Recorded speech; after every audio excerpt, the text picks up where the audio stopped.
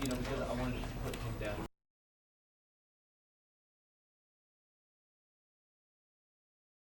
This is the story of a man named Stanley.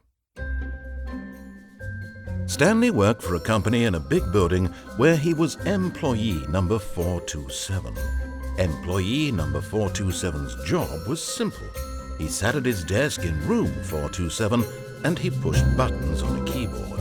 Orders came to him through a monitor on his desk, telling him what buttons to push, how long to push them, and in what order. This is what employee 427 did every day of every month of every year. And although others might have considered it soul-rending, Stanley relished every moment that the orders came in, as though he had been made exactly for this job. And Stanley was happy. And then one day, something very peculiar happened. Something that would forever change Stanley. Something he would never quite forget. He had been at his desk for nearly an hour when he realized that not one single order had arrived on the monitor for him to follow. No one had showed up to give him instructions, call a meeting, or even say hi. Never in all his years at the company had this happened, this complete isolation. Something was very clearly wrong. Shocked, frozen solid, Stanley found himself unable to move for the longest time. But as he came to his wits and regained his senses, he got up from his desk and stepped out of his office.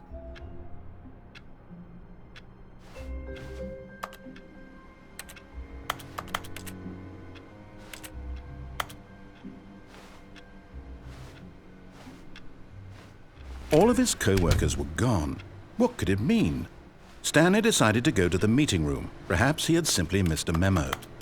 No matter how hard Stanley looked, he couldn't find a trace of his co-workers.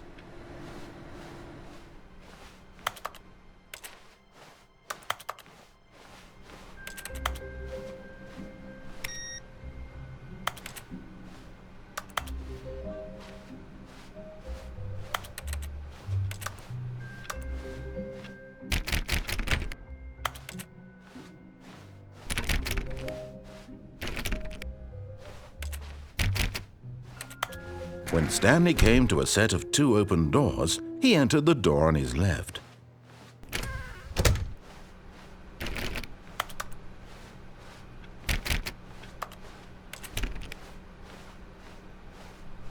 Yet there was not a single person here either. Feeling a wave of disbelief, Stanley decided to go up to his boss's office, hoping he might find an answer there. Stanley stepped into the broom closet, but there was nothing here, so he turned around and got back on track.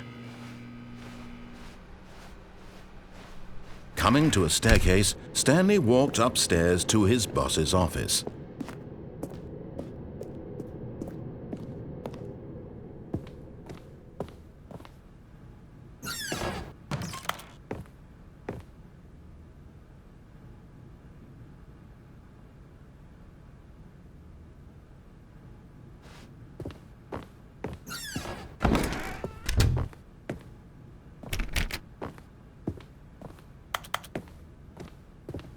Stepping into his manager's office, Stanley was once again stunned to discover not an indication of any human life. Shocked, unraveled, Stanley wondered in disbelief who orchestrated this, what dark secret was being held from him. What he could not have known was that the keypad behind the boss's desk guarded the terrible truth that his boss had been keeping from him, and so the boss had assigned it an extra secret PIN number, 2845. But of course, Stanley couldn't possibly have known this. Yet incredibly, by simply pushing random buttons on the keypad, Stanley happened to input the correct code by sheer luck. Amazing! He stepped into the newly opened passageway.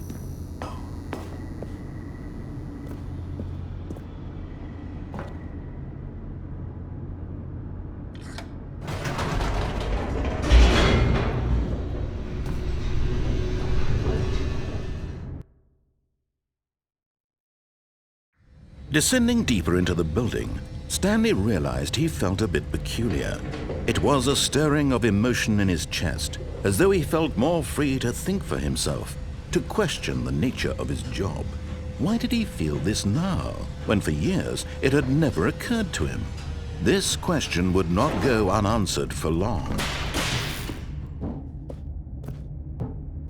Stanley walked straight ahead through the large door that read Mind Control Facility.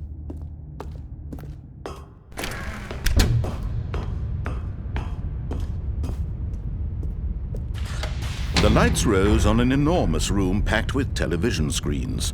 What horrible secret did this place hold? Stanley thought to himself. Did he have the strength to find out?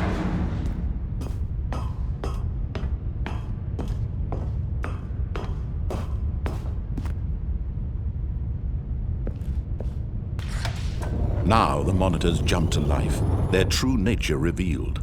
Each bore the number of an employee in the building, Stanley's co-workers.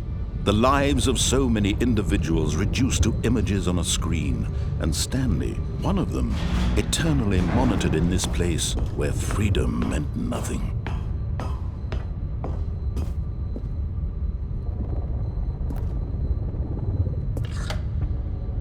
This mind control facility, it was too horrible to believe. It couldn't be true.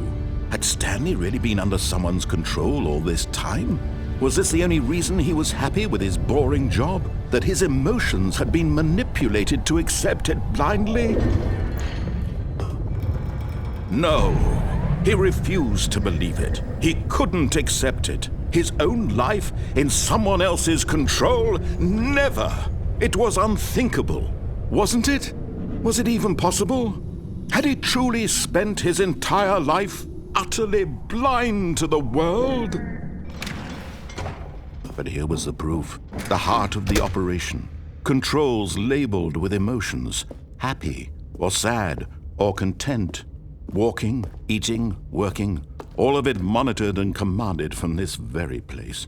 And as the cold reality of his past began to sink in, Stanley decided that this machinery would never again exert its terrible power over another human life.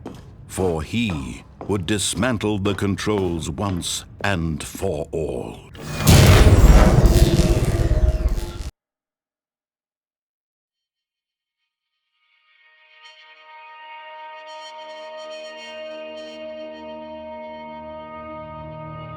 Blackness and a rising chill of uncertainty. Was it over? Yes! He had won! He had defeated the machine, unshackled himself from someone else's command. Freedom was mere moments away. And yet, even as the immense door slowly opened, Stanley reflected on how many puzzles still lay unsolved. Where had his co-workers gone? How had he been freed from the machine's grasp? What other mysteries did this strange building hold? But as sunlight streamed into the chamber, he realized none of this mattered to him, for it was not knowledge or even power that he had been seeking, but happiness. Perhaps his goal had not been to understand, but to let go. No longer would anyone tell him where to go, what to do, or how to feel. Whatever life he lives, it will be his. And that was all he needed to know. It was perhaps the only thing worth knowing. Stanley stepped through the open door.